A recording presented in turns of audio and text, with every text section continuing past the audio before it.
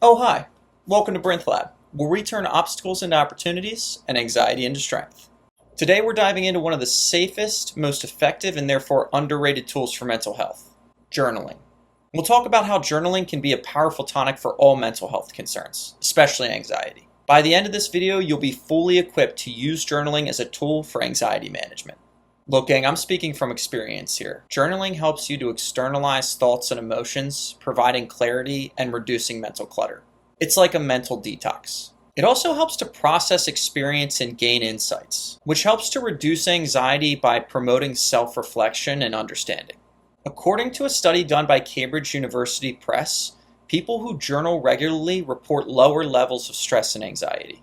And that's not all journaling has to offer. It provides a safe space to explore thoughts without judgment. It enhances self-awareness, helping you identify anxiety triggers and patterns. And it helps reframe negative thoughts and promotes a positive mindset. Remember, writing is a way to discover the undiscovered self. Okay, so journaling is a great asset to have in your toolbox when it comes to anxiety management. And I myself have journaled for a long time, but over time I found out that there were ways to more or less do it better or more effectively.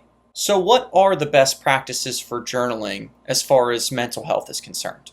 So my journal has an index in the back, and in that index is every part of the journal that I use for different purposes. Some sections that I found helpful are journal entries. That's where I write what's going on a day-to-day basis. And then I have an adages or a principles section. That's more or less where I write things that really resonate with me, and I want to make sure that I keep track of them throughout my life. Then I have a section called toolbox. That's where whenever I learn a technique or a method or an ideology that helps me with my mental health, I record it there and come back to it when I need it. Then I have a section called Revelations. That's when I learn a philosophy in my life or have a moment of enlightenment, and I want to make sure that I keep record of it because I never want to forget. Then I have a section solely dedicated to notes that I take in therapy and psychiatry sessions. And then I have a section dedicated to goals, things I want to accomplish and do throughout my life. So those are just a few ideas as to how you can organize your journal. But once you organize it, then how do you write in it? So first and foremost, be honest, be truthful with yourself. If you're not writing what you're actually thinking and feeling, then it's more or less just a waste of time. Remember, this is your space. It's just you and you in there. Also have fun. Make sure it's an experience in which it brings you a little bit of adventure and excitement. Every time I journal, I feel like I'm a ship captain or I'm about to go on an adventure.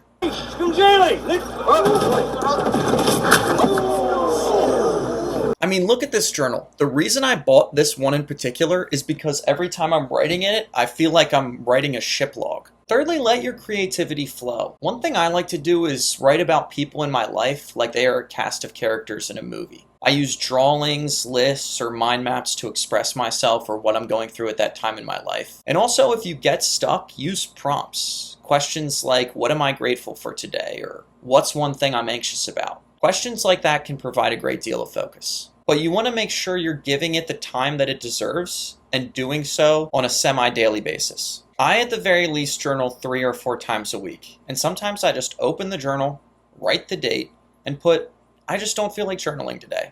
Close it, and I'm done. One bonus tip I'll give is to ensure that you date each entry. You want to make sure you look back and know when that occurred in your life. And also, when you're done writing an entry, I find that it's fun and helpful to actually title that entry. Just give a general idea of what it's about. Okay, so you've organized your journal, you've started to write in it. So how do you read your journal? Think about this journal as something you are doing for yourself to improve your life.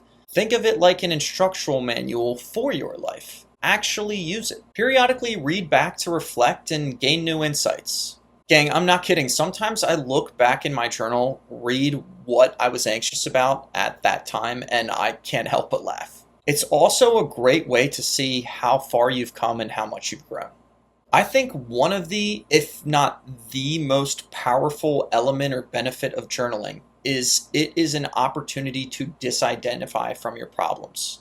You write down what's going on in your life, the challenges that you're facing, but later on you come back to them and read about them almost as if they're happening to someone else. That man's an imposter. That man is the imposter. It allows you to sort of observe them from afar and be more objective about them. One of my favorite quotes or pieces of advice is treat yourself like someone you're responsible for taking care of. As you're reading your journal, imagine you are reading it about someone else, and that is someone you are responsible for taking care of. Well, what would you do for that person, or what advice would you give them? Well, then do that for yourself and give yourself that advice and live by it. I promise you, journaling will actually help you to do this. Okay, so this is a full breakdown of everything we just discussed so you can get started journaling yourself. Here at Brinth Lab, we blend physical fitness, mental health, and spiritual principles to help you overcome anxiety and lead a more fulfilling life. You can think of us like your personal trainers for anxiety. We can connect, we can coach you, and we look forward to getting to know you and walking this path together. Thanks for watching, and I'll see you in the next video. Stay strong and keep experimenting.